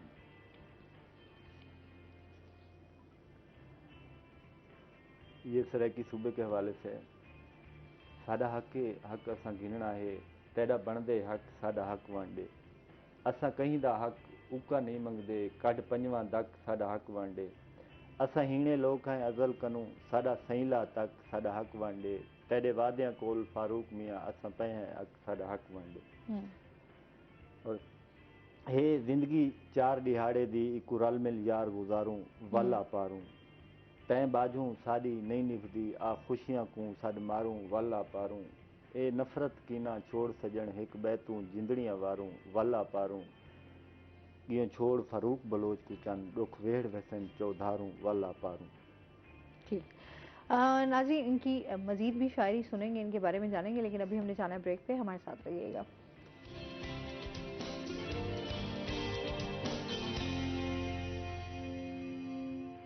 वेलकम बैक नाज़रीन, और ब्रेक के बाद हमारे साथ गेस्ट भी मौजूद हैं, उनका तारुफ करवा देती हूँ। आज हमें ज्वाइन किया है जी अयाज मोरिस ने, जो कि मोटिवेशनल स्पीकर हैं, ट्रेनर हैं और स्पेशली कराची से आए हुए हैं। आज हमारे साथ मौजूद हैं। अस्सलाम वालेकुम। वालेकुम सलाम, बहुत बहुत शुक्रिया सबसे पहले तो इनविटेशन के लिए। मैं बिल्कुल ठीक हूँ, आप कैसे हैं? अल्हम्दुलिल्लाह बिल्कुल ठीक ठाक। वेलकम करते हैं अपने शो में आपको। अच्छा जी, आज हम अयाज से बात करेंगे नौजवानों को कामयाबी के लिए दरकार जो महारतें हैं, स्किल्स के ऊपर हम बात करेंगे कि ऐसी कौन सी स्किल्स हैं जो हमारे स्पेशली नौजवानों को जो है वो कामयाब बना सकती हैं। क्योंकि आजकल हम जब भी बात करते हैं कि हमारे जो स्पेशली नौजवान हैं वो हमेशा ये सोच रहे होते हैं कि यार एक्चुअली हमने करना क्या है। अच्छा, डिग्री ले ली, स्किल भी आपने ले ली, अब हमने आगे क्या करना है जो आपके फ्यूचर के लिए बड़ा अच्छा हो। हमेशा हम बात करते हैं कि जी करियर काउंसलिंग हमारे यहाँ जो है वो नहीं होती। हमारे नौजवानों को बहुत सारे मसाइल का सामना करना पड़ रहा है, और जिस तरह के अभी हम मसाइल देखते हैं कि महंगाई है, बेरोज़गारी है, लोगों के लिए बहुत ज़्यादा मसाइल है, तो उनमें कौन सी ऐसी स्किल्स जो हैं वो नौजवानों के लिए बेहतर होंगी। तो अयाज, कैसी रही आपकी यहाँ भी ट्रेनिंग्स? आप आए हैं कराची से, दे रहे हैं, क्या समझते हैं नौजवानों को किस तरह के मसाइल का ज़्यादा सामना करना पड़ेगा? बहुत ज़बरदस्त आपने सवाल किया, थैंक यू सो मच। और आपने बड़ा अच्छा जो इंट्रो भी वो बिल्ड किया है। ये वाकई पाकिस्तान की जब हम बात करते हैं, नौजवानों की बात करते हैं, तो एक आई थिंक 65% से ज़्यादा जो है वो हमारी आबादी नौजवानों पर मुश्तमिल है। और जब आप नौजवानों से देखें, कॉलेजेस यूनिवर्सिटीज़ में देखें, तो लगता है उनके अंदर पोटेंशियल है, उसकी कोई कमी नहीं है, लेकिन उन्हें ये नहीं पता किस डायरेक्शन में जाना है, कहाँ सर मारना है, क्या करना है। वो जो पोटेंशियल है वो उन्हें तंग कर रहा होता है, और फिर वो ऐसी एक्टिविटीज़ में इन्वॉल्व हो जाते हैं कि वो अपना टैलेंट, अपना जो टाइम है, अपनी एनर्जी जो है वो नेगेटिव कामों में इन्वेस्ट करते हैं, और जब उसका रिजल्ट नहीं मिलता तो फिर वो अपने आप से पहले मायूस होते हैं, फिर वो माशरे से मायूस होते हैं, अल्टीमेटली अपनी जो है वो खालिक से मायूस हो जाते हैं कि जी हमारा तो ज़िंदगी में कोई मकसद ही नहीं है, हमें कोई पूछता ही नहीं है। अच्छा, यहाँ दो चीज़ें हैं जो स्किल्स की बात करते हैं। कामयाबी किसी भी इंसान को किसी भी मैदान में, किसी भी माशरे में, किसी भी प्रोफेशन में कामयाबी के लिए आपको दो तरह की स्किल्स की ज़रूरत होती है। एक होती हैं हार्डकोर स्किल्स जो बुनियादी आपकी महारतें होती हैं, और एक होती है सॉफ्ट कोर स्किल्स, जैसे कंप्यूटर है, हार्डवेयर और सॉफ्टवेयर। हार्डवेयर स्किल्स जिसमें आपकी डिग्री है, आप किसी प्रोफेशन में हैं, फॉर एग्जांपल आप टेक्निकल काम सीख रहे हैं, आपको सिलाई कढ़ाई का है, कुकिंग का है, आप वेल्डिंग है, आप जो है वो सिंगिंग है, कोई भी ऐसी चीज़। और दूसरी वो चीज़ें जो सॉफ्ट स्किल्स होती हैं आपकी, जो आपकी ज़िंदगी से कैरी करती है। अच्छा, हमारे यहाँ प्रॉब्लम क्या है, ना घरों पर, ना कॉलेजेस में, ना तालीमी अदारों में हम सॉफ्ट स्किल्स पर बहुत कम काम करते हैं। एंड स्पेशली जब अब मैं देखता हूँ जनूबी पंजाब या सिंध के ऐसे इलाके जहाँ पर ग्रूमिंग के इतनी जो सहूलतें नहीं है, ना वालदैन के पास वक्त नहीं है, या वालदैन जो है वो इतने तालीम याफ्ता नहीं है कि वो अपने बच्चों को गाइड कर सके। ठीक है कि अगर उन्होंने अपने इलाके तक रहना है या वही करना है जो उनके वालदैन कर रहे हैं, जो उस माशरे की ज़रूरियात है, लेकिन अगर उन्होंने माशरे में आना है, प्रोफेशनल ज़िंदगी में आना है, मेन स्ट्रीम में आना है, बड़े इलाकों में, बड़े अदारों में जाना है, तो फिर वो स्किल्स उन्हें ज़रूरी होंगी जो मेन स्ट्रीम की रिक्वायरमेंट है। तो इसलिए हम क्या करते हैं, फिर हम डिग्री की तरफ जाते हैं, जीपीए इकट्ठी करते हैं और वहाँ से डिग्री लेते हैं और शहर में आ जाते हैं और हम नौकरी ढूंढते हैं। शायद कहीं ना कहीं मिल भी जाती है और वो चीज़ें भी जो है वो हम उस जॉब में आ भी जाते हैं। अच्छा, मेरा इंटरेस्टिंग चीज़ ये है कि जो मेरा बैकग्राउंड है वो एक जनूबी पंजाब के एक जो है ज़िला लिया से है, एक गाँव से है, चक नंबर 200 से। तो मुझे इब्तदाई इन्वायरमेंट का पता है। इब्तदाई जो मेरी प्राइमरी एजुकेशन है वो यहाँ आई और उसके बाद मैं कराची गया, तो वहाँ का एक एनवायरनमेंट बिल्कुल डिफरेंट था। और बड़े शहर में आपको ग्रूमिंग करने के, ग्रो करने के चांसेस ज़्यादा होते हैं, अपॉर्चुनिटी ज़्यादा होती हैं। फिर कराची जैसे, लाहौर जैसे, इस्लामाबाद जैसे शहर से डाइवर्स किस्म के लोग आते हैं, मुख्तलिफ बैकग्राउंड, कल्चर के, मज़ाहिब के, ज़ुबानों के।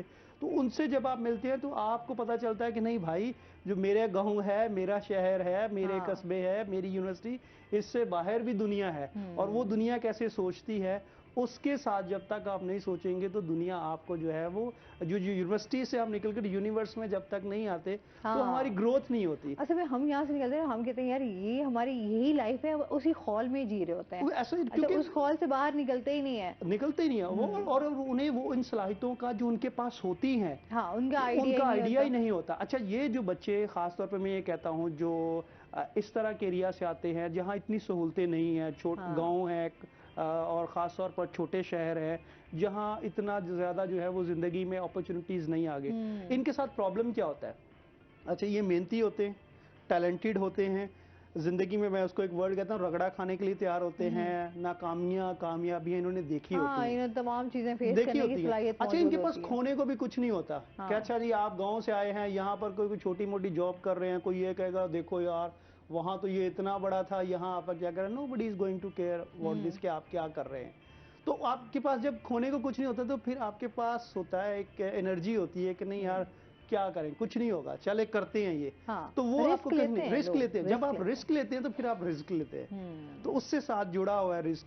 तो ये जो है वो इनके पास जो एक क्या कहते हैं प्लस पॉइंट होता है, लेकिन उसके साथ जो नेगेटिव पॉइंट होता है वो ये है कि ग्रूमिंग नहीं होती।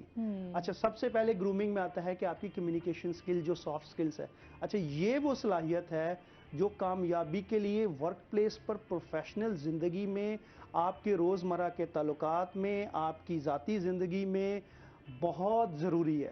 वो कहते हैं ना कम्युनिकेशन जो है बुनियादी जो है वो आपकी, खूबी है। हाँ, बिल्कुल अगर आप ऐसे ही है। बहुत अच्छा काम करते हैं आप उसको कम्युनिकेट नहीं कर पाते। आप छोटी सी मिसाल ले लें, देखें सब्जी वाला है, वो सब्जी लगा के बैठा होता है और उसके बाद जो उसकी कम्युनिकेशन लोगों को अट्रैक्ट करती है, ताज़ा सब्जी है, फ्रेश है, ठीक है, ये वो सीजनल है, मार्केटिंग आती है ठीक ना है, तो बेसिकली वो उसकी आपको बोलना, कम्युनिकेशन हाँ। होती है। अगर वो बिल लगा के बैठ के जो है वो बैठ जाएगा जी, जिसने आना लेनी है ले ले, जिसको जरूरत होगी आ जाए। तो कम्युनिकेट करना पड़ता है आपको, आपके पास लाइट है। इसमें देखें आज का दौर जो है ना, जिसकी हम ये बात कर रही है, जो मोबाइल फ़ोन है, ये जो डिजिटल मीडिया है, जो ये सोशल मीडिया है, इसने ज़िंदगी में ये जो गैप था ना कि छोटा शहर और बड़ा शहर, हाँ। इसको ख़त्म कर दिया। ऐसे ही है। आप जो है अपने गांव में बैठे, अपने खेतों में बैठे, अपने छोटे शहर में बैठे अपने घर पर, आप इसके ज़रिए वो तमाम महारतें, वो तमाम स्किल्स, वो तमाम ज़रूरियात उन तमाम लोगों से मिल सकते हैं जिस उस प्रोफेशन में आपको मालूमात मिल सकती हैं। आप ये नहीं कह सकते कि जी मैं लम्स में नहीं पढ़ सकता, IBA में नहीं पढ़ सकता तो मैं आगे नहीं बढ़ सकता। आपके पास ऑनलाइन सहूलतें हैं, आप यहाँ बैठे हुए दुनिया की बेहतरीन यूनिवर्सिटी से स्किल्स हासिल कर सकते हैं। मसला क्या होता है? मसला तरजीहात का होता है। हाँ। हमारी तरजीहात नहीं होती, हम बैठे बैठे मोबाइल फ़ोन पे रील्स देख लेते हैं, एंटरटेनमेंट देख लेते हैं और वक्त और अपना पोटेंशियल ज़ाया करते हैं और फिर वहाँ से नेगेटिविटी हासिल करते हैं और फिर कहते हैं दुनिया में हमारे लिए तो कुछ नहीं है। तो ये कम्युनिकेशन है नंबर 1। एंड सेकंड जो बड़ी इंपॉर्टेंट चीज़ है वो है कि आपकी ड्रेसिंग, आप किस तरह से जो है वो ड्रेस करते हैं। अच्छा, ड्रेस करने का मतलब ये नहीं कि आपने पैंट कोट पहना हो तो आप हर जगह पर है, वो सिचुएशनल ड्रेसिंग है और ख़ास तौर पर कि आप अपने कल्चर को कैसे अपने साथ जो है वो कैरी कर रहे हैं। आपका लिबास आपकी शख्सियत के बारे में बताता है, आपकी कामयाबी के बारे में बताता है।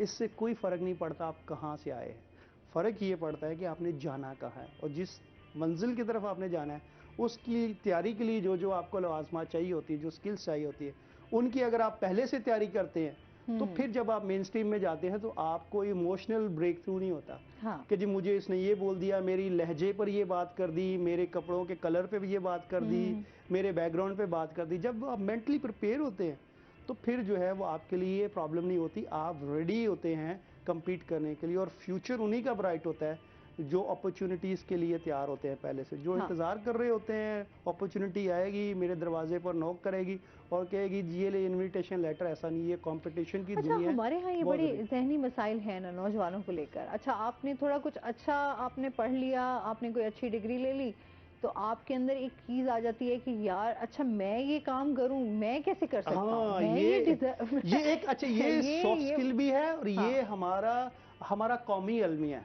हाँ। कि हम चाहते ये है कि हम आज जाएं स्टार्टअप करें और ऑफिस में पहले रोज ही हमारे लिए कुर्सी जो है वो तैयार बैठी हो और एक जो है वो प्यून आए और आपको कहे कि जी सर आप क्या लेंगे, ठीक है, और बॉस आपको जो मीटिंग, ऐसा नहीं होता।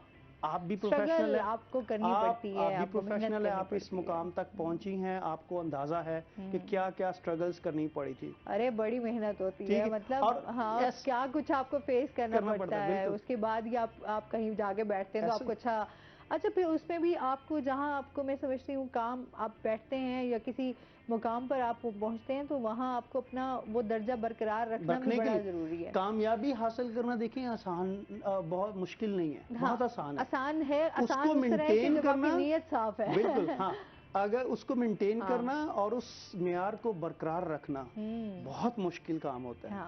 तो ये जो हमारे अंदर जो क्योंकि शुरू से ही ये स्किल नहीं होती कि हम छोटे से शुरू करना नहीं चाहते। जो मैंने पहले बात की थी ना कि हमारे पास खोने को क्या है, कुछ नहीं है। अगर हम गांव से आकर, छोटे इलाके से आकर कोई ऐसा काम कर रहे हैं जो हमने डिज़ायर नहीं किया हो, लेकिन क्या वो हमारी मंजिल वही है? वो आगाज़ है। आप जितने बड़े कामयाब लोगों की ज़िंदगी का आगाज़ देखें, उनकी ज़िंदगी कहाँ से शुरू हुई? और नाकामियाँ, मुसलसल जदोजहद और एफर्ट्स के बाद वो आज इस मुकाम पर पहुंचे। अब फॉर एग्जांपल इस वक्त हम क्रिकेट का जो है वो जनून था, अभी कल ही खत्म हुआ है। अब बड़े बड़े क्रिकेट स्टार की जिंदगी देखी वो क्या, अच्छा जितने पाकिस्तानी खुश हुए हैं। ठीक, बिल्कुल। तो ये देखिए कि वो क्रिकेट जो जर्नी थी वो कैसे शुरू हुई है। आज अगर वो इस मुकाम पर हैं तो वो एफर्ट्स हैं। अच्छा, दूसरा प्रॉब्लम इसके साथ ये है कि हम कहते हैं जी वो देखिए चंद स्टोरी हैं। भाई खालिक ने आपको हर एक शख्स को, हर एक इंसान को एक ख़ास मकसद के लिए, एक ख़ास जो है वो मिशन के साथ, एक ख़ास सलाहियतों के साथ इस दुनिया में भेजा है। नहीं तो हर इंसान जो आया है उसका अल्लाह ताला ने वो उसके लिए उसका एक मकसद है, बिल्कुल ऐसे, वो और ऑलरेडी है। उसकी जगह है। हाँ, उसकी जगह बस है, ये है कि ढूंढना है कि करना तलाश आपने करना। क्या है। बिल्कुल जी। अच्छा जी, आपसे मजीद भी जानेंगे, स्किल्स के हवाले से भी बात करेंगे।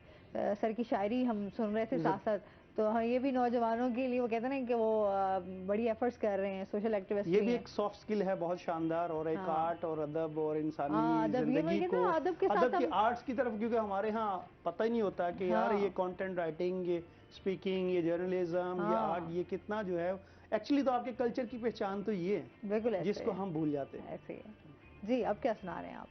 ये एक नज़म उर्दू में सुना रहा हूँ। यार तू ही तो मेरा ईमान है, बिन तेरे मेरी कहाँ पहचान है। छा गई मस्ती दिल बेताब पर, रोशनी ही रोशनी हर आन है। दिल में एक हसरत दीदार यार, बस यही रूह का सामान है। वाह। इश्क ने ये इश्क सीने से लगा, इश्क है इश्क सीने से लगा। बाद इसके ये ज़मा वीरान है। वाह। तेरी जानिब हैं सभी सजदे मेरे, मेरे दिल में आपका अरमान है। इश्क से मैं रूबरू जब से हुआ, आशना फारूक हर मेहमान है। वाह। और एक सराइकी में सुनाना चाहूँगा। सराइकी तो आप जी जी लिया जी, से हैं, मुझे तो बिल्कुल, सराइकी तो मुझे फिर मैं वो पसंद करूँगा। हे मेरी मुहब्बत निभावण दी आदत, तेरी प्यार पल पल भुलावण दी आदत। वाह। तू रुस्ते मैं मिन्नतां ते तरले करेंदा, सजण छोड़ दे सहावण दी आदत। वाह। शुक्रिया। जे टक्कर पवीजे त खिल के अलेंदे, ये चंगी नी मुंह को वटावण दी आदत। खुदा दी कसम है खुदा दी पसंद है, सभे राज कहिंदे लुकावण दी आदत। वाह। शुक्रिया। ये रिश्ते बचावण ताज़ला दी रीते, ये रिश्ते बचावण ताज़ला दी रीते। हे गंदी ये रिश्ते मुकावण दी आदत। आदन जो मेहनत दा फल मिठा होंदे, बना अपने अंदर अंदर कमावण दी आदत। वाह। शुक्रिया। हे फारूक जगदा जेकू सोहना कीता, हे मैं ते उंदी जग हसावण दी आदत। वाह। शुक्रिया। अच्छा, आप क्या समझते हैं अदब को हम किस तरह फ़रोग दे सकते हैं अपने नौजवानों को, स्पेशली जिस तरह हम स्किल्स की बात कर रहे हैं, उसी तरीके से हम अदब के साथ किस तरह जुड़ सकते हैं? अदब में अदबी महफिलें कराई जाएँ, अदबी माहौल दिया जाए, ज़िले सतह पे ये प्रोग्राम आगे लेकर जाया जाए तो फिर शायद अदब को फ़रोग मिल सकता है। वैसे तो जो महरूमियाँ हैं गुर्बत के हवाले से, तो घर में बच्चे पढ़ नहीं सकते, तो पढ़ाई आगे लेके जाएगा, अदब को फ़रोग मिलेगा। जब गरीब के घर पढ़ाई नहीं होगी तो फिर आगे वो अदब भी नहीं फैल सकेगा। तो ज़िले इंतज़ामिया अगर आप समझते हैं हमारे तालीमी इदारे भी इसमें कोई अहम रोल प्ले कर रहे हैं? या यूनिवर्सिटी की लेवल पर तो अफसाने वगैरह की तालीम दी जा रही है, सराइकी वो भी कम, मगर छोटे जो पैफ के इदारे हैं या सरकारी बेस पर अदब को फ़रोग नहीं मिल रहा। तो हुकूमत पंजाब अगर इस पर तवज्जो दे तो अदब को फ़रोग मिल सकता है। हाँ, तो वही है ना कि हमारे यहाँ जिस तरह आपने बात की थी कि प्रायोरिटीज़ की बात है ना, प्रायोरिटीज़ हमारी जो है वो डिफरेंट है, तो हमारे बच्चे भी जो हैं वो उसी तरीके से अब वही सोच रखते हैं और उसी तरीके से चल रहे हैं। अच्छा, अभी हम जिस तरह कम्युनिकेशन की बात कर रहे थे कि यहाँ हमारे यहाँ बच्चों में कॉन्फिडेंस नहीं है, जिस तरह ग्रूमिंग की हम बात करें हमारे स्कूल लेवल पे या हमारे यूनिवर्सिटी लेवल पे भी देखें, तो आपके पास हमारे जो बच्चे हैं वो अभी वाली, तो मैं जिस तरह नौजवानों को देखती हूँ उनके अंदर बिल्कुल कॉन्फिडेंस नज़र नहीं आता, उनकी सेल्फ ग्रूमिंग ही नहीं है। एक्चुअली उनके पास बहुत अच्छा पढ़ने वाले होंगे, बहुत अच्छे मार्क्स भी लिए हुए होंगे, लेकिन उनके अंदर ये सबसे बड़ी बात आती है कि वो किसी से कम्युनिकेट ही नहीं कर सकते, मतलब इवन कि वो अपने फ्रेंड्स वगैरह से भी कम्युनिकेट नहीं कर बिल्कुल सकते। सही। मैं अक्सर कहता हूँ मुझे इस जो नस्ल है, नौजवान नस्ल, उस पर बड़ा तरस आता है। क्यों? क्योंकि ये मसनूई दुनिया में रहते हैं, इन्होंने हकीकी दुनिया का तजर्बा ही नहीं किया होता। ये सोशल मीडिया की दुनिया पर बहुत ज़्यादा वक्त गुजारने वाले बच्चे हैं, और देखिए अच्छा बड़ा हावी हो गया है सोशल मीडिया ऐसे ही। अभी हम बात करें, हम कहते हैं जी यूट्यूब अब जस्ट अर्निंग है ना। Yes. अच्छा हम कहते हैं ई कॉमर्स आया तो हमारे पास एक ऐसा प्लेटफॉर्म आ गया, हमारे बच्चे उसी तरफ चल पड़े। अच्छा लोगों ने अपना एक रोजगार का ये भी सिलसिला बना लिया कि जगह जगह इंस्टीट्यूट्स बना दिए गए, बच्चों को और गुमराह कर दिया गया कि अच्छा 6 महीने में आप इतना कुछ सीख जाएंगे, आप इतने डॉलर्स बना लेंगे, आप इतना कुछ कर लेंगे। बच्चे इसी चक्कर में जो है वो अपनी पढ़ाइयाँ भी छोड़ गए हैं। कुछ लोग बिल्कुल अपना जो एक कहते हैं ना एक एम है वो भी भूल चुके हैं। क्या कहेंगे, इस तरह तो बहुत ज्यादा गुमराह नहीं हो रहे कि बहुत सारी चीजें हमारे ये मुआशरे की कौमों की जब तरजीहात फर्क होती है ना, आप देखिए जो नेशन बिल्डिंग होती हैं कौमों की जो सोच होती है, जैसे उन्होंने बात की कि तरजीहात जब तक ये नहीं होंगी आप ग्रो नहीं करते। यही वजह है कि हमारा इस वक्त हम फेम किसको देते हैं, इज्जत किसको देते हैं, किसकी बात करते हैं, जिसका घर बड़ा है, जिसकी गाड़ी बड़ी आजकल तो है, जिसका जो है वो हाँ। फोन महंगा है, या जिसकी जो है वो क्या कहते हैं जिसके साथ लोग जुड़े हैं। तो हमारा जो आइडियलाइज जिसको हम करते हैं बच्चा भी उसी को देखता है, और यही वजह है कि वो बच्चा फिर उसकी कोशिश होती है कि मेरी इज्जत मेरी रिस्पेक्ट उस वक्त होगी जब मेरे पास जो है वो पहनने को अच्छे कपड़े होंगे, मैं अच्छा जो है अच्छी जॉब मेरे पास होगी, अच्छा फ़ोन होगा, अच्छी गाड़ी होगी, तब मुझे जो है लोग रिस्पेक्ट करेंगे। जबकि ऐसा नहीं है हमारे माशरे में। आप किसी के साथ इज्जत से बात करें, ख़ास तौर पर मैं अपने वसेब की बात करता हूँ, यहाँ तो लोग आप किसी से अच्छे तरीके से बात करें, लोग आपके साथ ऐसे मिल जाते हैं, ऐसे आपके साथ बात करते हैं, ऐसे बर्ताव करते हैं जैसे आपको वो सदियों से जानते हैं। तो ये एक देखिए बड़ी अनफॉर्चुनेट सी जो है सिचुएशन है हमारी कि हमारी कौमी तरजीहात जो है वो ये नहीं है। अच्छा इस पे मजीद भी बात करेंगे। नाज़रीन अभी हमने जाना है ब्रेक पे, हमारे साथ रहिएगा।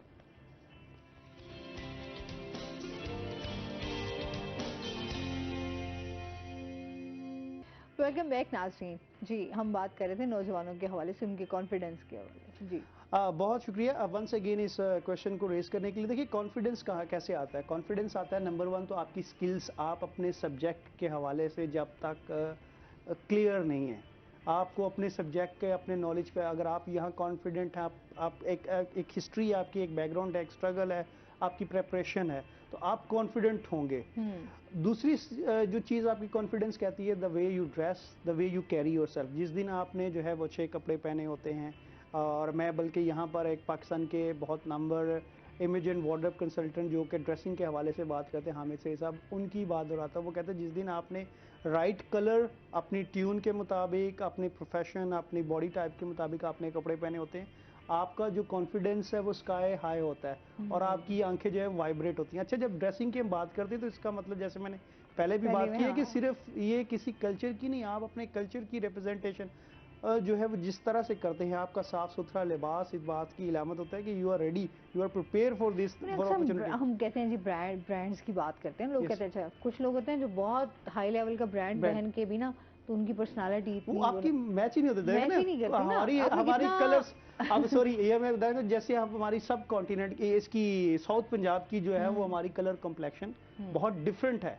हाँ। और उसका क्योंकि उसकी रीजन है कि हमारा वेदर, हमारा जो इन्वायरमेंट है वो बड़ा डिफरेंट है। हाँ। इसलिए जो हमारे कलर्स हैं जो हम पर सूट करते हैं वो शायद कराची या उसके नहीं, ये बहुत फर्क होता है। ये तो इसलिए हमें समझने की जरूरत होती है कि कराची वाले जो है वो जरा डिफरेंट सोच रखते हैं, एक डिफरेंट इन्वायरमेंट है ना, कल्चर डिफरेंट है, जो है उसकी एक पूरा बैकग्राउंड डिफरेंट है, डायनामिक्स उसकी डिफरेंट है। आपको भी वैसे बड़ा मुश्किलात का सामना करना पड़ा क्योंकि जाहिर सी बात है यहाँ से वहां जाना और वो लोग इतनी जल्दी से एक्सेप्ट नहीं करते। देखिए अपने आप को मनवाना पड़ता है। मैं यही चीज कहता हूँ कि मुझे इसलिए मेरी जो बातें मैं इसलिए कर रहा हूँ ये रिलेटेड है नौजवानों के साथ जो है वो इसलिए मुताबिकत रखती हैं क्योंकि मैं उस कल्चर से निकला हूँ और मुझे उसके जो पैरामीटर्स हैं, उसके जो चैलेंजेस हैं, मसाइल हैं, उसका मुझे पता है कि जब आप जाते हैं आपको क्या ताने दिए जाते हैं। हाँ। जब मैं यहाँ से स्कूल में, जब वो हाई स्कूल में वहाँ गया तो क्या ताने दिए जाते थे। हाँ। फिर वो हमारा एक एक्सेंट भी ऐसा होता है, उसमें पंजाबी टच या सराइकी टच होता है। तो वो चाहे आप अंग्रेजी में भी बात कर रहे हो तो वो नजर आता है। अच्छा वो कोई बुरी बात नहीं है। हाँ। उस पर हमें फख्र करना चाहिए। अच्छा ये हमारे नौजवान वो बहुत ज्यादा इससे डिसहार्ट हो जाते हैं। क्यों हो जाते हैं कि हमारे बड़े जो होते हैं, जो हमारे आइडलाइज जिनको हम करते हैं, वो हमारी जो मादरी जुबान होती है, जो इलाकाई जुबान है, उसमें बात ही नहीं करते। वो समझते हैं कि अगर मैं सराइकी में बात करूंगा तो लोग मुझे कहेंगे अच्छा ये तो जो है ना बड़ा बैकवर्ड। सराइकी में बात कर रहे हैं। बिल्कुल।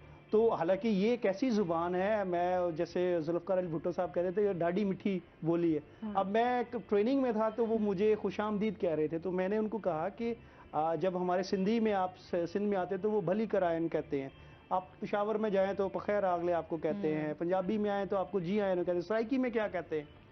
तो वो बड़ा जो ना वो हैरान हो गए। तो मैंने कहा मुझे भी किसी ने ये पूछा था, तो मुझे नहीं पता था। फिर मैंने कहा कि ये एक मैं आपको वर्ड बताता हूँ जो कहते हैं सज्जन आवन अखियां ठावे। अब आप इसके लॉजिक देखिए, इसकी खूबसूरती कितनी है कि आप किसी मेहमान को, किसी शख्स को जब वो आता है उसको देखने से आपकी आंखों को ठंडक पड़ती है। यानी ये हम औलाद के लिए एक ऐसे शख्स के लिए कहते हैं जिसको हम देखने के देर से ख्वाहां थे। तो ये वो चीज़ें हैं, अगर हम अपने बच्चों को बताते हैं और उसमें फ़ख्र करते हैं, हमारे घरों पर, हमारे तालीमी इदारों में हमारे जो बड़े लोग हैं वो बोलते हैं इसमें, तो कोई बात, बहुत सारी मिसालें जो इस वसेब से निकली हैं, इस खित्ते से निकली हैं, कौमी सतह पर आई हैं। उन्होंने अपना लोहा मनवाया।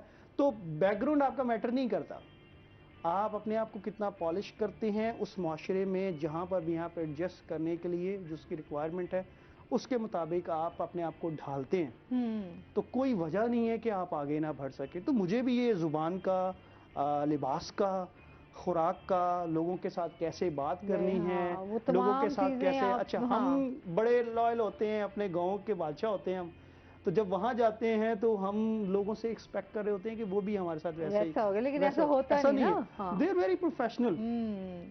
वो काम से काम है। हम किसी के साथ अच्छे तरीके से बात करें तो हम उसको पूरे जो है वो गांव का रास्ता जब तक छोड़ के नहीं आए, हमारी आदत होती है। हाँ, कोई किसी ने बात कर ली तो हम कह जी नहीं अब खाना खा के जाना है आपने, ठीक है। तो ये वो चीजें हैं जो हमें सीखनी है कि प्रोफेशनल जिंदगी में कैसे फिर रिलेशनशिप, दोस्ती किसी से कैसे करनी है, कैसे बात करनी है। कुछ ऐसी ट्रिक्स बताएं, कुछ ऐसे, मैं चाहती हूँ क्योंकि हमारे पास टाइम भी अब आगे क्योंकि शॉर्ट रह जाएगा, कुछ ऐसी चीजें जो आप समझते हैं कि मेन वो हमें अपनी जिंदगी में अपना लेनी चाहिए जिससे हम कामयाब हो सकते हैं। 2-3 चीजें हैं मैं जो जरूर कहूंगा। नंबर 1 कि आप किसी को बड़ा माने, जिसको हमारी ट्रेनिंग के टर्म में कहते हैं मेंटोर रखना।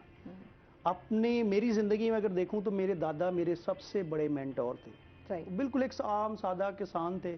मैं एक्सप्रेस में लिखता हूँ तो वो मैं एक दिन आर्टिकल लिख, कुछ मैंने उनकी कोटेशन थी जो पंजाबी में थी, तो मैंने उसको उर्दू में ट्रांसलेट करके तो अपने फेसबुक पे लगाया। तो मेरे जो एडिटर उन्होंने देखा तो मुझे कहने लगे कि ये तो बहुत शानदार बात है।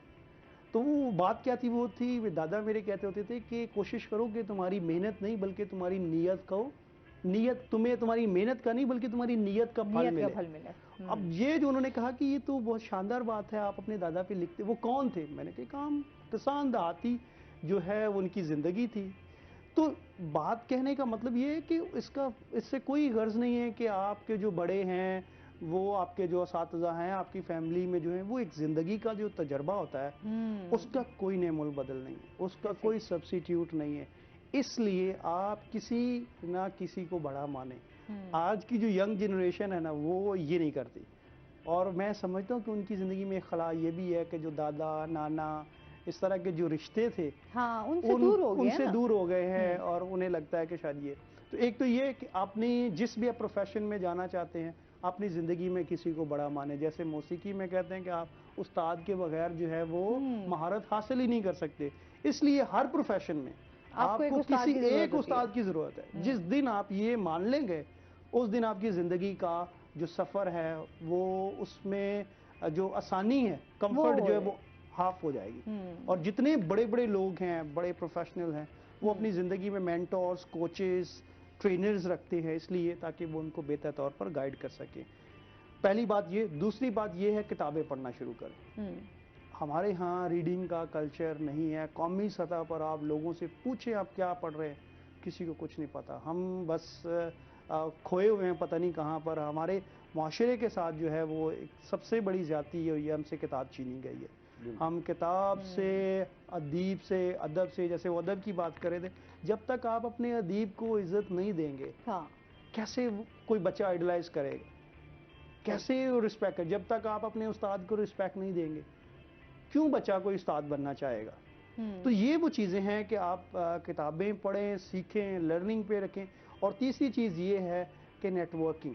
सोशल मीडिया इस वक्त नेटवर्किंग की बहुत बड़ी जो है वो मिसाल है। कि आप इसका राइट डायरेक्शन में पॉजिटिव यूज़ करें। आप अपने उस खिते में बैठे बैठे जो है वो दुनिया के साथ कनेक्ट कर सकते हैं और आप ग्रो कर सकते हैं, और जितना ज़्यादा आप लोगों से मिलेंगे उतना ज़्यादा आपको लर्निंग होगी, एक्सप्लोर करेंगे, जितना आप दुनिया को एक्सप्लोर करेंगे आपके लिए। तो बहुत शुक्रिया आपका यार, आप हमारे साथ रहे। और सर आपका भी बहुत शुक्रिया। आपको मैसेज देना चाहिए हमारे व्यूअर्स को? मैसेज यही है, जो इंसान अगर किसी से तल्ख कलामी हो जाती है, गुस्सा हो जाता है, जैसे जाते जाते एक्सीडेंट हो जाता है, तो मोहब्बत से पेश आए। माफ़ कर देना सबसे बड़ी आजी में ज़िंदगी है। तो मैसेज यही है, किसी को माफ़ कर देना दरगुजर बड़ा करना अमल, सबसे बड़ा अमल। आप कोई मैसेज देना चाहें? जी बिल्कुल, मैं यही कहूँगा कि ज़िंदगी में कभी हिम्मत ना हारें, आगे बढ़ें और अपने खालिक के साथ जुड़े रहें। दुनिया में कोई ऐसी वजह नहीं है कि आप कामयाबी हासिल ना करें। तो बहुत शुक्रिया आप दोनों का। इसके साथ ही नाजरीन, आज का शो यहीं पे ख़त्म हुआ। अपना बहुत सारा ख्याल रखिएगा, दुआओं में याद रखिएगा। इंशाल्लाह ज़िंदगी ने साथ दिया तो सुबह आपसे फिर मुलाकात होगी। अल्लाह हाफ़िज़।